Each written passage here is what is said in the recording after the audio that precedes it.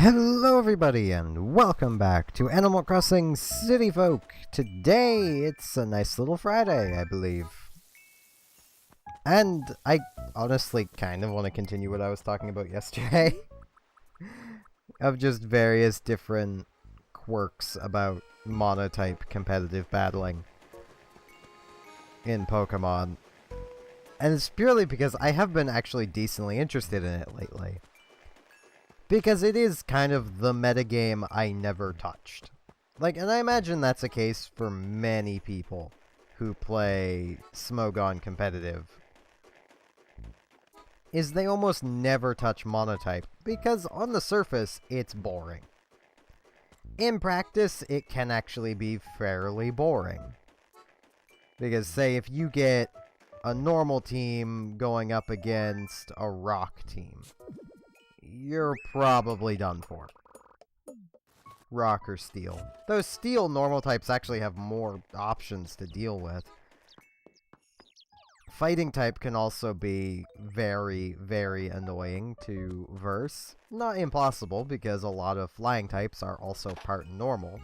But it's still very annoying, especially because a lot of fighting types learn rock moves, which counter flying types. So unless you outspeed and Oko, you've lost. Which can be annoying. Very much so. And other times, you know, in the case of like my normal team, if I come up against, say, a bug or ghost team running a Shedinja, I win. I just win. Because all I need to do is have my Porygon 2 trace Wonder Guard, and they'll have no answer. Because the only thing at that point they can hit me with is fighting type attacks. My Porygon can deal with Shedinjas, and yeah.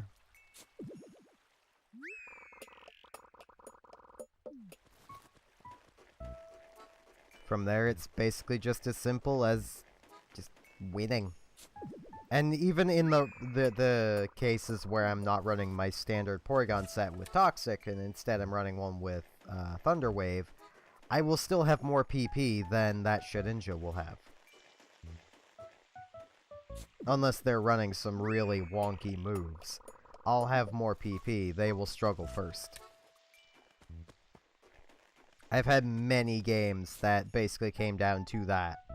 Of my Thunder Wave Trace Porygon against a Shedinja. They ran out of PP because neither of us wanted to surrender, and they'd struggled to death. Because a single struggle will kill a Shedinja, especially after its scarf has already been broken. That seems to be another thing that a lot of people seem to forget about. I'm gonna put the sea view away. That way I have an extra inventory space. Is that, the, focus scarf, or whatever it is. Something like that. Why am I derping on the name of an item that I've used more than most things? Focus Sash. That's its name. I'm an idiot. But yeah, the Focus Sash does not work like Sturdy. Sturdy, so long as you are at max health, you cannot be one-hit KO'd.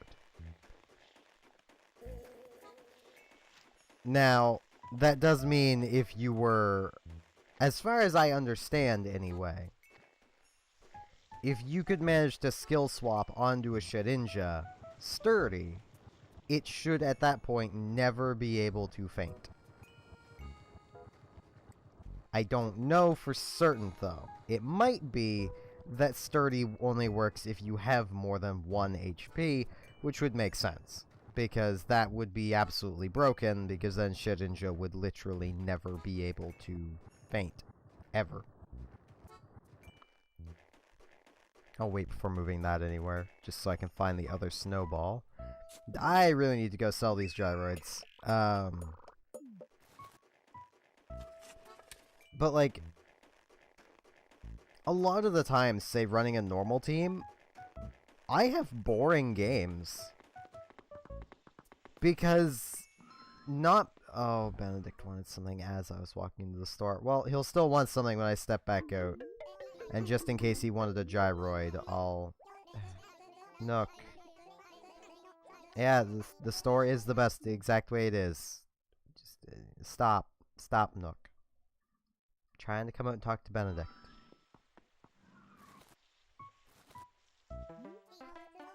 You know, a spot. I've been thinking of moving out of Halifax. Oh. Oh. Don't go! Oh, a spot. I'd really like to stay. But I don't know if I can get out of this one, Vimo. But I'll try asking if there's some way I can stay. Okay, well, Benedict's leaving. Because that usually means they're gonna leave anyway.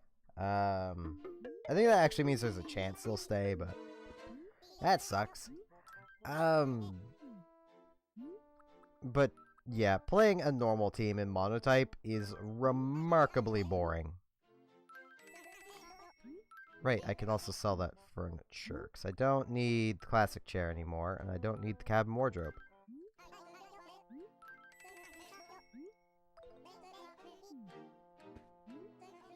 But, like, at the same time, normal teams in monotype also win more often than not. Like, I'm on Showdown somewhere in the 2,200 range, I think.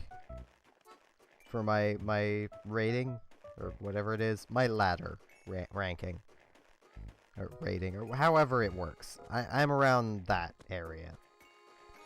I don't remember exactly, it's been a while since I actually paid attention to it.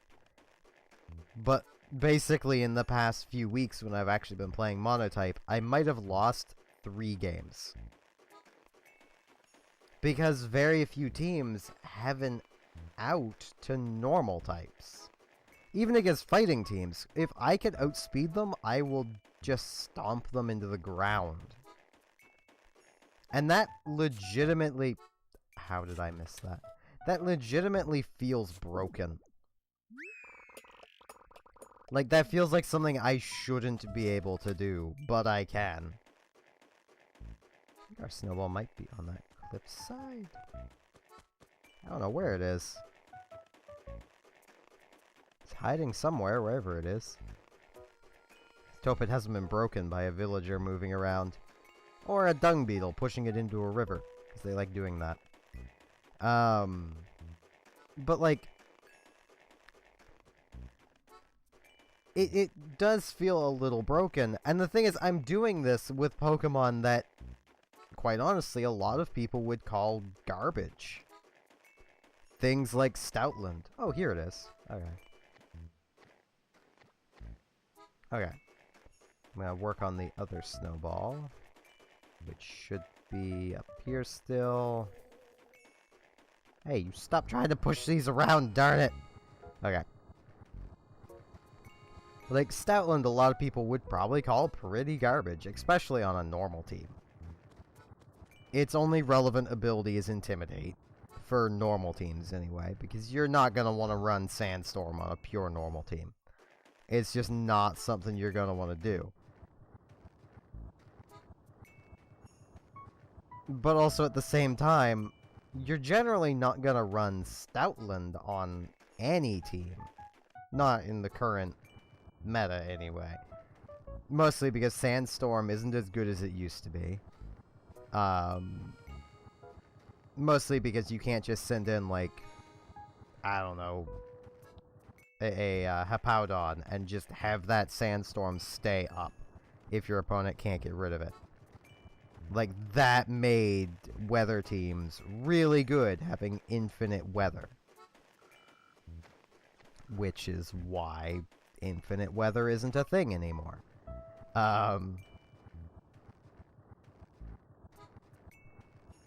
Like, legit, that made weather teams just ridiculous. And weather teams can still pull off some really cool things. But they're not as good as they used to be. Which is why Stoutland fell from, I believe, UU to PU overnight, basically. With that one change, Stoutland dropped from around the middle of the tier, like the tier lists, to bottom. Overnight. It still has more than enough power to dominate in PU, but, you know, it's still not a great Pokemon. I think rolling this back, it should be the perfect size. I hope it will be. Watch, it'll be too big. Oh yeah, it's too big. Close but no top hat. Your fundamentals are good, but your lack of the flair of a true snow artist. Don't be discouraged, though. The great starter from humble beginnings, kid. Just keep practicing. Yeah, I messed it up. I apologize, Mary. I forget who Mary is. The snowman by your house sucks.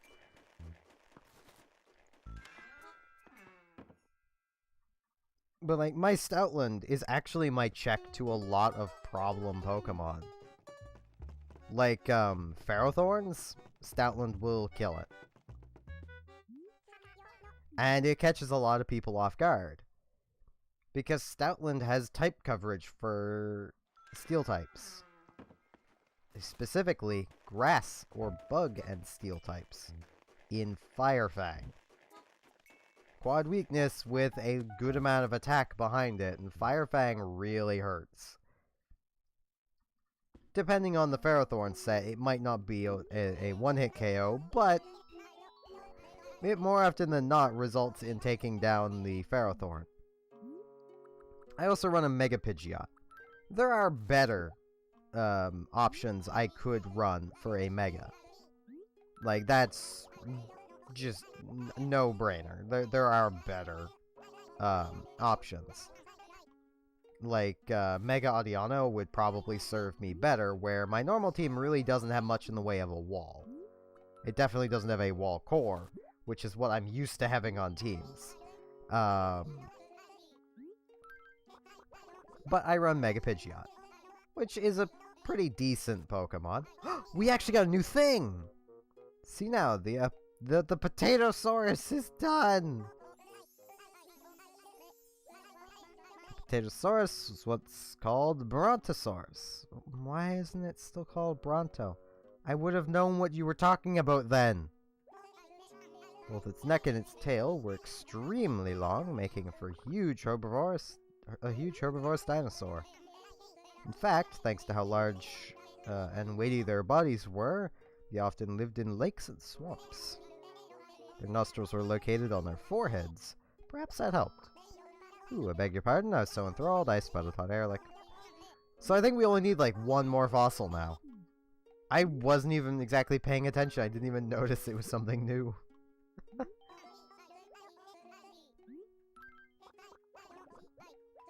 What is this? Parasaur Torso. We already have one of those.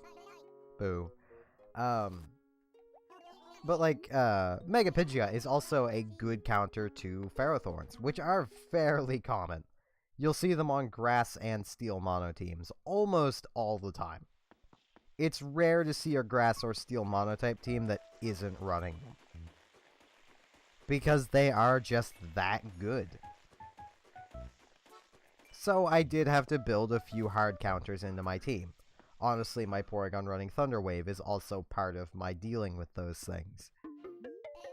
Because them getting all the turns isn't great, so I give them statistically 1/4 less of their turns. If I also had some confusion to go along with that, it'd be great. And then have my Mioletta also, Zen Headbutt, and that gives a 40% chance to flinch, with the paralysis, with the confusion. Yeah, it's not as broken as Togekiss, but it's pretty close. It is pretty close. I